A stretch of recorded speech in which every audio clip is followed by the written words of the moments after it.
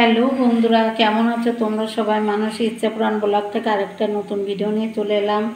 আর আমার ফেসবুক পেজের নাম হচ্ছে মানসী কিচেন্স। বন্ধুরা তোমরা সেখানে যেয়ে ফলো করে দিও। আর ইউটিউব থেকে দেখলে অবশ্যই একটু লাইক দিয়ে দেখা শুরু করে দিও। এই যে আজকে আমি রান্না করব সবুজ শাক ভাজি।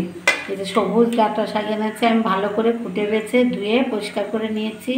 তার জন্য উপকরণ নিয়েছি, এটা কালো জিরে ফোড়ন দিয়ে রান্না করব। আর এই যে রসুন থেতো করে নিয়েছি, পেঁয়াজ কুচি করেছি, আর কাঁচা লঙ্কা ফালি করে নিয়েছি। এই সমস্ত উপকরণ দিয়ে আমি আজকে সবুজ ডাঁটা শাক ভাজি করব। আমি এখন কেটে নেবো শাকটা কুচি কুচি করে, তার জন্য পুরো ভিডিওতে আমার সঙ্গেই থাকো। আর নতুন বন্ধুরা যারা এখন আমার চ্যানেলটা সাবস্ক্রাইব করনি, অবশ্যই সাবস্ক্রাইব করে আমাকে একটু সাপোর্ট দিও। তাহলে চলো শাকগুলো কেটে নিই।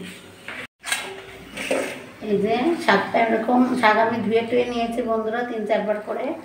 এবার আমি এরকম মুঠো করে শাকটা নেব। প্রথমে নিয়ে যেটুকু মুঠোর মধ্যে আটে ওইটুকু এরকম 2 খণ্ড করবো করে এবার কুচি কুচি করে, যতটা কুচি করে কাটা সম্ভব আমি ততটা কচিই আছে শাকগুলো ভালো।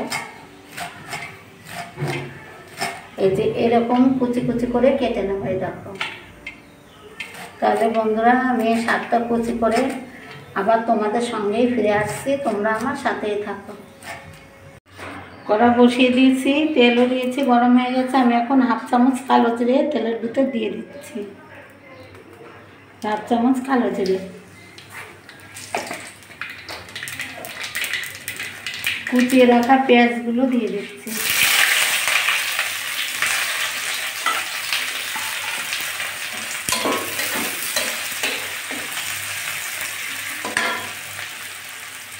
আমি একটা শুকনো লঙ্কা দিয়ে গেছি বন্ধুরা, দিতে ভালো গেছিলাম তেলের। আমি এখন এই যে থেতো করে রাখা একটুখানি রসুন দিয়ে দিচ্ছি,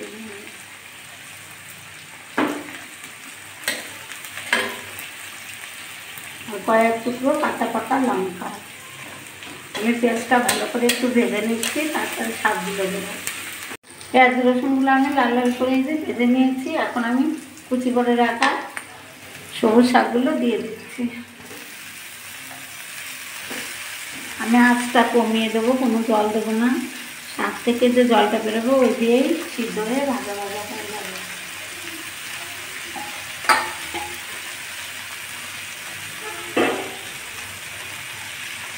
লবণটা হিসাব করে দিতে হবে বন্ধুরা, শাক অল্প হয়ে যাবে না, সিদ্ধ করে শাক একটুখানি হয়ে যাবে। স্বাদ মতো লবণ দিয়ে দিচ্ছি, আর দিচ্ছি একটুখানি হলুদের গুঁড়ো।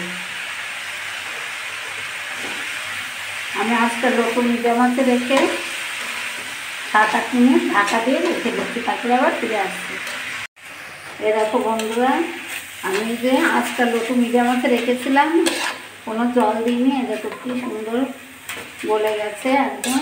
এখন ভাজি ভাজি করে নেবো, একটু চিনি দিয়ে দেবো। আমি চিনি দেবো স্বাদটা ভালো হওয়ার জন্য, লবণ ঝালটাও ব্যালেন্স হবে। এই যে 1 চামচ চিনি দিয়ে দিলাম।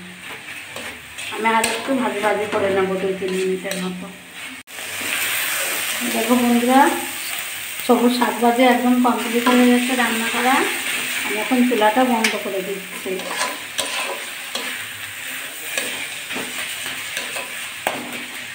মেঘটা থালাতে তুলে নিচ্ছি।